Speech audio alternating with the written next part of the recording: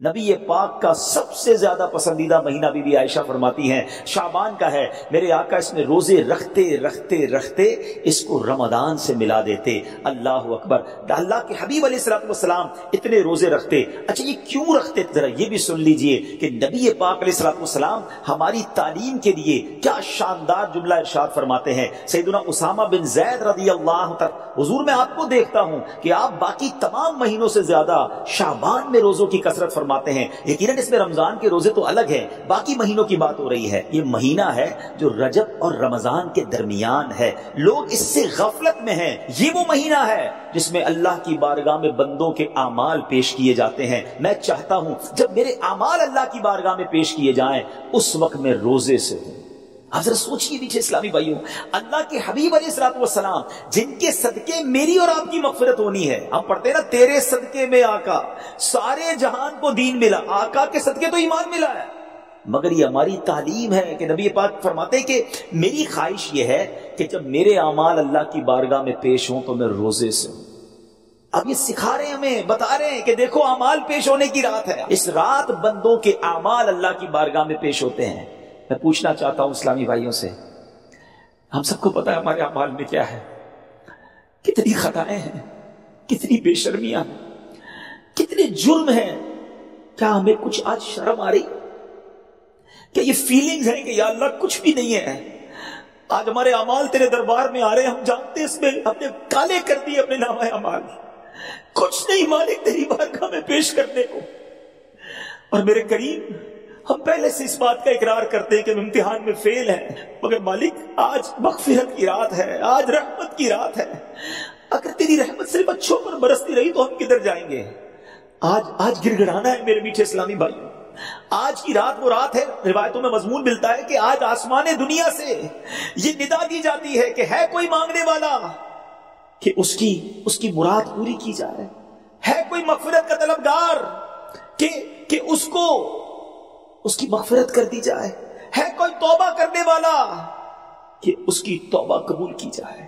تو آج تو اعلان ہو رہا ہے نا، لیکن کیا ہم اس کیفیت میں ہیں؟ کیا ہم اللہ کی بارگاہ میں اس طرح گڑ گڑا رہے ہیں کہ مولا بس آج معاف کر؟ ہم نے ساری زندگی بیکار کاموں میں تو گزاری، نیکیاں کی تو اس میں اخلاص نہیں، ریاکاری. اس رات کا احادیث میں کس انداز سے ذکر ہوا؟ 15 شعبان کی رات، اور اس رات اس سال مرنے والوں کے نام بھی لکھے جاتے ہیں.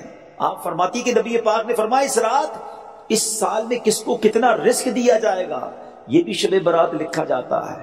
اور اس سال کون کون حج کرے گا یہ نام بھی شب برات لکھے جاتے ہیں. اتنی نازک رات، لوگ غفلت میں ہوتے ہیں، انہیں پتہ ہی نہیں ہوتا کہ ان کے بارے میں کیا لکھا جا رہا ہے. ذرا غور کیجیے، غوث پاک تحریر فرماتے ہیں، غوث پاک کہتے ہیں کچھ کفن دھل کر تیار ہوتے ہیں مگر اس کو پہننے والے بازاروں میں گھوم رہے ہوتے ہیں.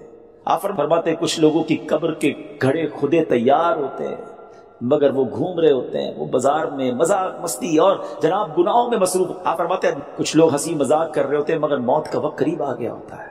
فرماتے ہیں کچھ گھر بالکل بن کر تیار ہو گئے ہوتے ہیں مگر مکین جو اس گھر میں رہنے کے لیے آنا چاہتا ہے اس کا آخری وقت بھی آ گیا، اس کی قبر بھی تیار ہو چکی ہوتی ہے. اب ذرا اس کو پریکٹیکلی سمجھیے. آپ جب قبرستان جاتے ہیں کچھ قبریں تیار ملتی ہے نا، صحیح بات بتاؤں پریکٹیکل، جو قبریں خودی نہیں ہے نا، جن کی بھی خودی نہیں ہے وہ زندہ ہے اس وقت. ہاں تھوڑی دیر بعد مرنا ہے انہوں نے اور پھر اس قبر میں آ جانا ہے. کفن کی دکان پر جب کبھی جائے نا تو وہ کفن وہ طے کر رہا ہوتا ہے، پلاسٹک میں ڈال رہا ہوتا ہے. ایکچولی جس کا کفن طے کر رہا ہے نا وہ اس وقت زندہ ہے، تھوڑی دیر بعد اس نے مرنا ہے. یہ کفن خریدنے کوئی آئے گا دکان سے، اس کو کفن پہنایا جائے گا. اور جو قبر تھوڑی دیر پہلے گورکن نے یا ایک دن پہلے کھودی تھی یہ اس کے لیے کھودی تھی جو زندہ ہے. تو مجھے اور آپ کو پتا نہیں ہے کہ ہماری قبر خودی بھی کہیں ریڈی تو نہیں ہے، کہیں کفن طے تو نہیں ہو رہا. آگاہ اپنی موت سے کوئی بشر نہیں، سامان 100 برس کا ہے پل کی خبر نہیں. بہت زیادہ نازک رات ہے. اس رات کتنی مغفرت ہوگی، کتنے لوگ بخشے جائیں گے. پیارے آقا فرماتے جبریل امین میرے پاس آئے اور آ کر عرض کی کہ حضور آج 15 شعبان کی رات ہے، اللہ تعالیٰ اتنے لوگوں کو جہنم سے آزاد فرمائے گا جتنے قبیلہ بنی کلب کی بکریوں کے بالوں کی تعداد ہے. میں اور آپ تو اپنے سر کے بال کاؤنٹ نہیں کر سکتے، ایک گوٹ کے، ہم ایک بکری کے بال کاؤنٹ نہیں کر سکتے. قبیلہ بنی کلب تو سب سے زیادہ بکریاں پالا کرتا تھا. اس رات بھی کچھ لوگ ایسے جن پر اللہ تعالیٰ نظر رحمت نہیں فرمایا. حدیث کا مضمون کیا بنا کہ شرک کرنے والے اس رات کو نہیں بخشے جائیں گے. پھر فرمایا جو احادیث کا مجموعہ ہے ماں باپ کو ستانے والا, ماں باپ کا نافرمان, شراب کا عادی, نہیں بخشا جائے گا. خدا را ان چیزوں سے توبہ کرو. شراب اب تو پارٹیز میں کولڈ ڈرنک کی طرح پی جا رہی ہے, اس کو کوئی جرم سمجھتا ہی نہیں ہے. ٹرائی ٹو انڈرسٹینڈ یہ کتنا بڑا سن ہے, یہ کتنا بڑا گناہ ہے کہ جس رات کروڑوں اربوں لوگ بخشے جا رہے ہیں, شرابی نہیں بخشا جا رہا. توبہ کر لیجیے, چھوڑ دیجیے ان بری عادتوں کو, ڈرگز کو چھوڑ دیجیے پلیز. ویسٹرن ورلڈ میں بدقسمتی سے جب سنتے ہیں تو دل جلتا ہے کہ مسلمان کہلانے والے بڑی تعداد میں ڈرگز کا یوزیج کر رہے ہیں. کدھر جائیں گے ہم؟ ان ڈرگز کو, اس نشے کی عادت کو خدا نہ چھوڑ دیجیے. وہ رحیم, وہ کریم جو شب برات کروڑوں کو بخش رہا ہے, شرابی نہیں بخشا جائے. پلیز توبہ کر لیجیے. مسلمان کا کیا کام شراب سے, اس کا کیا کام نشے سے. آپ ایک بار اور یاد رکھیں, جو نشہ کرنے والے ہیں نا, جو ڈرگز یوز کرتے ہیں, ٹرائی ٹو انڈرسٹینڈ, جس اسٹیٹ میں, جس عالم میں روایتوں میں مضمون ملتا ہے کسی کا انتقال ہوگا نا, اسی عالم میں قیامت کے دن اٹھایا جائے گا.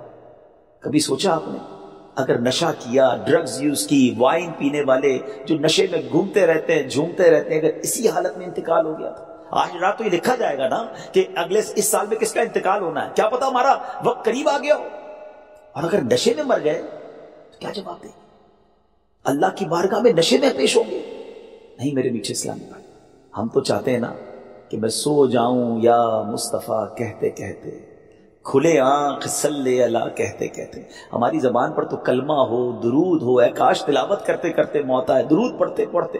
یہ کیسے ہوگا جب آپ ان چیزوں کے عادی بنیں گے نا. جو شراب کا عادی ہو تو اس کا بہت زیادہ چانس ہے کہ وہ نشے میں مر جائے گا. تو خدا را سے آج رات توبہ کر لے. اللہ بڑا کریم, ابھی رات کمپلیٹ نہیں ہوئی ہے, صبح تک یہ رحمت جاری ہے. معافی مانگ لیجئے, سجدے میں سر جھکائیے. ماں باپ کو اگر ستایا ہے پلیز ان کے پاس جائیے اور معافی مانگیے, ان سے ان کے پیر پکڑ لیجئے. ماں باپ راضی تو رب راضی, ماں باپ ناراض تو رب ناراض, ان کو ناراض نہ کرو.